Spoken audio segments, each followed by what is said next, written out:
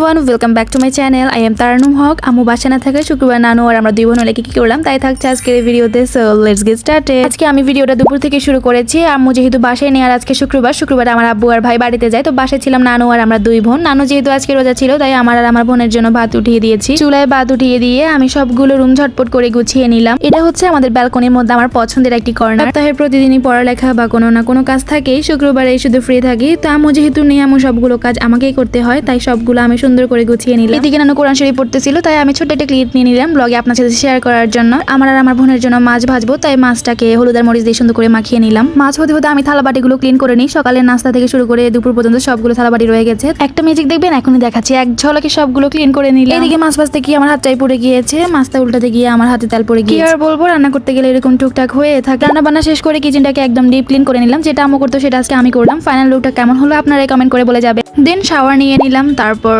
এই তো মিররে একটু নিজের ভিডিও করছিলাম। কালকে রাতে ফার্স্ট টাইম চিকেন টিকা কাবাব বানিয়েছি, তো সেখান থেকে কিছুটা ফ্রোজেন করে রেখেছিলাম। ফ্রোজেন করা কাবাবগুলো থেকে 4টা কাবাব আমি ফ্রাই করে নিলাম। দেন দুপুরে গরম গরম ভাত সাথে ভাজা মাছ আর কাবাব ফ্রাই দিয়ে খেলাম। আজকে যেহেতু অনেক কাজ করেছি, ভাত খেয়ে একটু রেস্ট নিচ্ছি। That's all for today. See you in the next one. Thanks for watching.